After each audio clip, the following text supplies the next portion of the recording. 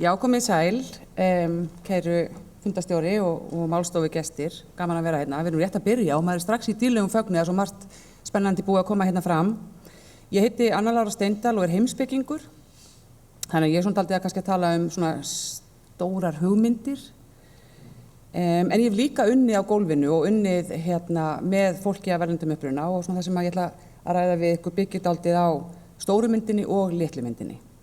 Og af því að mér liggur alltaf svo mikið á hjarta og ég tala venjulega allt og mikið þegar ég byrja, þá ætla ég bara að lesa þetta fyrir ykkur erindi sem að ég hef skrifað. Undanfarna vikur og mánuði hef ég verið að túra fyrir Rauða krossinn að flytja erindi og fyrirlestur og námskeið sem að fjalla fordóma og fjölmenningu og svona listina að lifa saman. Og félagi minn sem með mér í þessu er kólumbískur Íslendingur, Juan Camilo. Og tengist alltaf því sem að var að tala hérna áðan, hvernig verður fólk Íslendingur og hann er og hann segir það sjálfur í svona eftir því erindun hjá áðan hjá Guðmundi að hann sagði að auðvitað verður fólk ekki Íslendingar á sama hátt og hann alltaf þegar hann er að kynna sig segist alltaf að vera Íslendingur á nýjan hátt, þannig að þetta rímar mjög vel við það sem við vorum að heyra hérna áðan. En við höfum sett verið að túra saman með þennan fyrirlestur og námskeið og við höfum hitt eitthvað á 4.000 manns svona síðustu mánuðina. Og þetta verkefni okkar er hluti af stóru verkefni sem Rauða krossinn hrinda af stað fyrir tæpu ári síðan og heitir Vertu næs og fjallar svona það er ætlað til þess að hvetja fólk til þess að horfa í eigin barm og velta í fyrir sig hvort það geti verið að við komum ólíkt fram við fólk sem hefur annan bakgrunn og uppruna en við sjálf og ef svo hvort við getum gert eitthvað til þess að vera dálítið meira næs og kannski að fara aftur til uppruna eins og við vorum að hlusta á þessa krakka hérna áðan.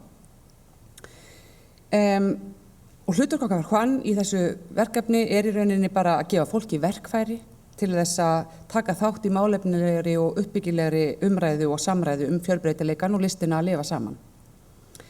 Á Íslandi hófst saga fjölmenningar miklu síðar heldur en í löndunum í kringum okkur og þetta er alveg ótrúlegt tækifæri fyrir okkur til þess að læra af því sem að miður fór. Vegna þess að þó ýmislegt hafi misfarist í fjölmenningarprojektinu að þá er ekki þar með sagt að það sé ómögulegt eða við getum ekki lifað saman. En eftir því sem ég fer víðar og tala við fleiri þetta verkefni að þá átta ég mig betur á því að eina leiðin til þess að byggja þetta samfélag sem að flesta dreymir samfélag jafnra tækifæra og án fordóma, er að þeir sem fara með vald gangist við ábyrgð sinni og beiti þessu valdi markvisst og skynsamlega til þess að vinna úr þeim áskorunum sem verða til í sambúð ólíkra hópa. Og þess vegna fannst mér mjög áhugavert að hafa Sigurjón Kennisteð hér að segja okkur frá því hvað þeir eru að gera. Mjög stundum hafa svolítið skort á það að við tökum og þeir sem hafa vald til þess að breyta samfélaginu eða forma það, taka þetta alvarlega. Og sem, ég bind mikla vonir við þetta sem Sigurjón var að kynna áðan vegna þess að við þurfum að byggja brýr. Þegar maður skoðar leggst yfir sögu fjölmenningarsamfélagi í Evrópu og þá áttum við okkur á því að þetta var einn af þeim grundvallarþáttum sem klikkaði í Evrópu. Að í stað þess að byggja brýr að þá hlóðust upp veggir og við sjáum skelfilegar afleiðingar þess. Við þurfum ekki annað en að fara að leiða hugan bara til atburða síðasta árs eða koma í innflytjendahverfi í Svíþjóð eða Frakklandi eða hvar sem til að átta okkur á því hversu afdrifaríkar afleiðingar slíkt getur haft.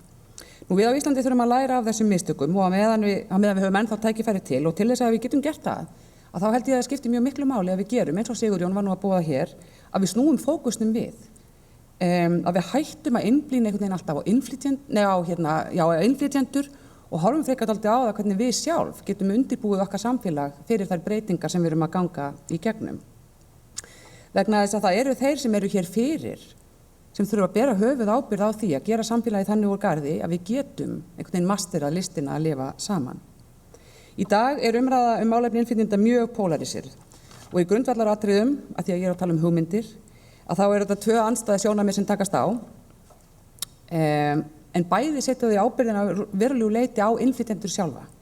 Annars vegar er það sú hugmynd, sem er kannski algengust, að innflytjendur einhvern veginn bara aðlagast íslensku samfélagi eins og Guðmundur var pínlega að tala hérna áðan og við og aftur þetta tvendapar sem hann var að vísa í sem að ég minnst ekki skemmtilegt að nota en það er næstu óhjákvæmilegt þegar maður er að tala þetta í stóra samhenginu vegna þess að það er einhvern veginn alltaf það form sem við erum með, við og hinnir. En við segjum þá gjarnan sem svo að innflytjendur séu velkomnir bara svo lengi sem aðlagist íslensku samfélagi og það er svo sjaldan skilgreint eitthvað frekar. En í þessu samtali sem ég hef átt núna undanfarna mánuði við fólk út allt í íslensku samfélagi, þá hef ég einhvern veginn upplifað það að krafan ansi afdráttarlaus og jafnvel svo að fólk náttúrulega svona afneiti uppruna sínum, dálítið eins og hérna Guðmundur kom inn á hérna áðan.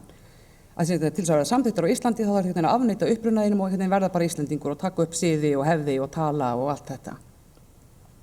Og þetta náttúrulega dálítið sérkennileg krafa þegar maður fara að pæla í þessu vegna þess að það ekki til nein prótótýpa af Íslendingi.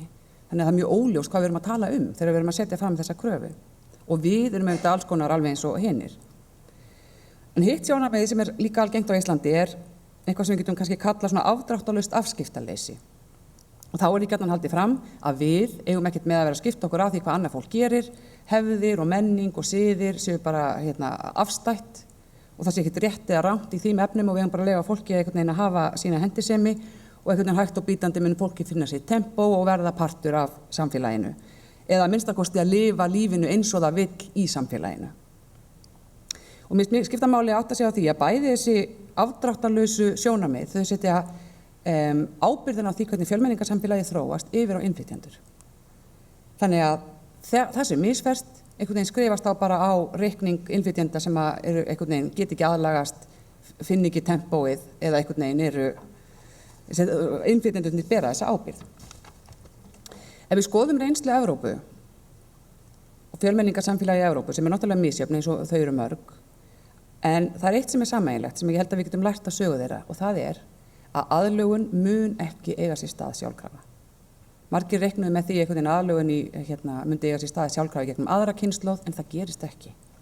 Það þarf samhent átak, samstarf og samtal þeirra sem fara með vald og þeir þurfa að bera ábyrgð á þessu verkefni og hafa frumkvæði að því. Við erum mjög oft spurðið að því þegar við erum að ræða gagnkvæma aðlögun og þetta verkefni þegar við erum að hitta fólk, ég og Juan, en það ekki ábyrgðin og ekki frumkvæðið að liggja hjá innflytjendum. Ég held að það sé ekki einfaldilega svo einfalt. Ég held að við þurfum miklu ríkari mæli að gangast við því að ábyrgðin og frumkvæðið þarf að liggja hjá okkur. Vegna þess að fólk sem kemur nýtt inn í samfélagið okkar getur ekki borið ábyrgð á þessu verkefni, vegna þess að það bara skilur ekki kerfið og það skilur ekki þær aðferðir sem þarf að beita til þess að hefja þetta verkefni. Þannig að það skiptir máli að við göngumst í þessar ábyrgð. Og til þess að axla hana og skýra sín og ná okkur árangri, þá þurfum við átta okkur á því, og þess vegna var ég að beina þessari spurningu á Sigurjóni hérna áðan, að það kostar tíma, fé og fyrirhöfn að gera þetta vel. Við þurfum að vinna úr áskorunum jafnóðum að þær verða til vegna þess að þær eru sannarlega til staða þessar áskorunir þó að ég telji að við getum alveg komist yfir þær ef við nýtum tíman. Nú, fyrsta stefna í málefnum innflytjenda á Íslandi var samþykkt árið 2007 en eins og við vitum öll, eins og tölurnar sýndu hérna áðan að það fjölgaði innflytjendum mjög hratt á mjög stuttum tíma í kringum þann tíma. Eftir hrun aftur á móti, og mér þetta skiptir alveg rosalega miklu máli að við höfum þetta alltaf í huga þegar við erum að ræða málefni innflytjenda, þegar verkefni var knýjandi og erfitt vegna þess að reynslan frá Evrópu kennir okkur líka að það á krepputímum þegar þrengir að þetta verður mikilvægt viðfangsefni. Þegar það gerðist, þá kiptum við resursunum út og hættum að eyða nógu miklum tíma í þetta verkefni held ég. Og það var af ýmsum ástæðum, meðal annars þegar við heldum að fólk myndi bara fara heim, en eins og við sáum á tölunum hér áðan þá gerðist það ekki. Það sem gerðist annað sem mér skipta mjög miklu máli ef við höfum alltaf í huga þegar við ræðum þetta verkefni. Samsetning innflytjendasamfélagsins breyttist gríðarlega frá því að vera kannski mest svona verkamenn yfir í að vera fjölskyldur sem miklu erfiðara að aðlaga. En þegar það allt í einu hafði breyst, þá kiptum við resursunum út. Og af hverju? Já, bara af því að einhvern veginn önnur verkefni voru meira knýjandi. En aftur það þarf ekki annað en að skoða sögu innflytjendamála eða fjölmenningar í Evrópu til þess að átta okkur á því, það svona virkar þetta ekki. Við erum að endurtaka aftur sömu mistök og Evrópa gerði. Fólk fer ekki heim, þá fer ekki í eins ríkum mæli allavega og fólk einhvern veginn gerir sér í hugarlund. Fólkið hér áfram en áherslan á að vinna með þetta minnkaði mjög mikið. Og auðvitað náttúrulega segja ógæfi hliðina og í allt og mörgum tilvikum að þá líður innflytjendum á Íslandi bara alls ekki nógu vel. Og þetta ekki eitthvað sem ég byggi einhvern veginn bara á mínum hugmyndum eða tilfinningu, heldur eftir bara eitthvað sem ég uppgötva í samtali við fólk sem lifir innan veruleika á hverjum degi. Og mér langar bara aðeins að gefa ykkur innsýn að þegar ég var að undirbúa þetta erindi ákvað ég að hringja í nokkra vini mína sem eru innflytjendur á Íslandi og fá þeirra input og spyrja hvort þið hefði eitthvað skilaboð til ykkar. Og þetta það sem þau sögðu. Músa, sem Jordani af palestískum uppruna, hann hafði þessi skilaboð, hann sagði: það þarf absolutt að tryggja betra og vandaðra aðgengi að íslensku kennslu. Vegna þess að ef fólk getur ekki lesið blöðin og skilið það sem það heyrir eða átta sig á samfélaginu, þá það blind og það þarf hjálp til að sjá og það áhætta fólkinni í því að skilja fólk eftir í myrkrinu. Þetta voru skilaboð frá Músa. Míha frá Póllandi sagði: ég búið á Íslandi næstu í 10 ár en síðustu mánuði finn ég fyrir því að það verða miklu erfiðar að vera innflytjandi á Íslandi.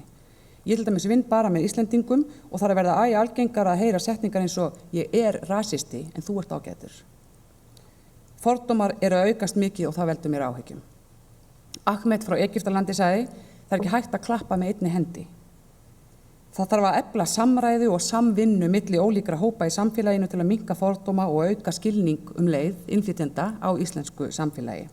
Og Íka frá Póllandi kom með mikilvæga ábendingu. Hún segi: vissulega nauðsynlegt að setja fólk læri íslensku, en við þurfum samt að tryggja aðgengi innflytjenda að upplýsingum, svona grundvallar upplýsingum sem varða kerfið og réttindi og skyldur og svo framvegis á máli sem fólk skilur að getur lesið, vegna þess að það tekur langan tíma að læra íslensku sem nógu flókin til að geta navigatað kerfin. Þannig að þó að fólk þurfa að læra íslensku, þá þurfum við líka að bjóða upp á aðstoð á máli sem fólk skilur, vegna þess að annars bara skilur fólk kerfið of seint.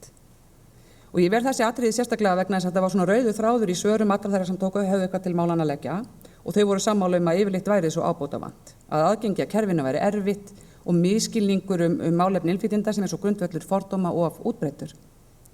Þannig að það ekki nóg að gefa okkur tíma. Við þurfum líka að setja fjármagn í málaflokkinn til þess að byggja upp kerfi sem aðgengilegt fyrir innflytjendur.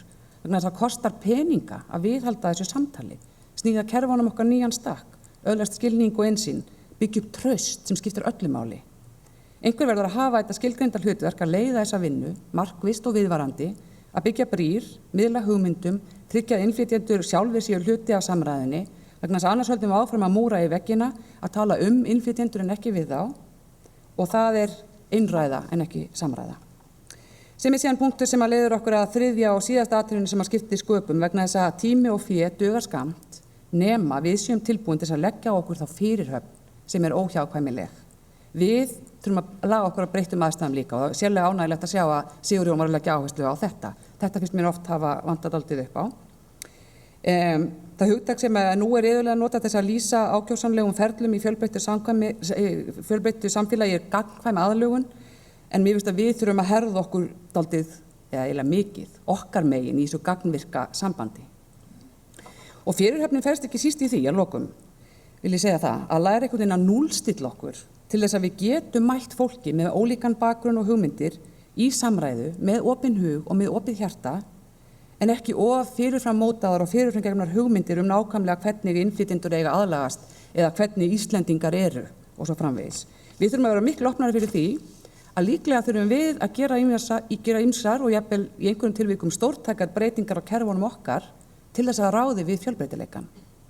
Auðvitað eigum við að gera þá kröfu að innflytjendur læri á íslenskt samfélag, almenn mannréttindi og stjórnarskrárbundin réttindi eru náttúrulega alltaf leiðarljós sem við gerum aldrei málamiðlun En við þurfum líka að leggja okkur fram við að læra af innflytjendum, átta okkur á því hvernig þau geta best nýtt sér þann stuðning og þá þjónustu sem við viljum veita þeim og laga okkur sjálfa nýjum veruleika.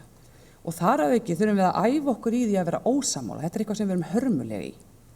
Við getum lifa saman í sátt og samlyndi og borið virðingu hvert fyrir öðru sem manneskjum, þó við samþykkjum ekki gagnrýnislaust allt sem aðrir gera eða hugsa. Við getum rökrætt hugmyndir og gildi og við eigum skilyrðislaust að gera það. Líka það sem óþægilegt og erfitt. Í þessu felst listin að lifa saman. Að bera nógu mikið traust hvert til annars til þess að átta okkur á því að við getum verið ósammála, en leið sammála að vera ósammála það sem skiptir ekki máli í stóra samhenginu. Því miður höfum við ekki öðlast mikla leikni í þessari list og mér finnst við allt og gjörn á að leiða óþægilegustu verkefnin hjá okkur, að því við gefum okkur einhvern veginn að þessi umræða sé ómöguleg. En mín reynsla sú hún það alls ekki. Að sigra fordóma og byggja samfélag þar sem allir eru þáttakendur, þar sem allir eru hluti af samfélagi, eins og hún var að segja hér áðan, með flóttabörnin, það skiptir svo miklu máli, að þetta samfélagslega áskorun en leið persónulega ábyrgð hvers og eins okkar. Þetta verkefni snýst ekki það eitthvað að vera góður við útlendinga eða einhverja aumingjagæsku við flóttafólk eða guð má vita hvað, heldur varðar þetta bara hvernig samfélagi við öll búum í. þú veist, grunnurinn sem við leggjum núna verður bara það samfélag sem að börnin okkar búa í eftir 15 eða 20, 30 ár. Þannig að við getum ekki skorast undan þessar ábyrgð án þess að taka áhættuna á því að samfélagið okkar allt beri skaða af því í nútíð og framtíð. Takk fyrir.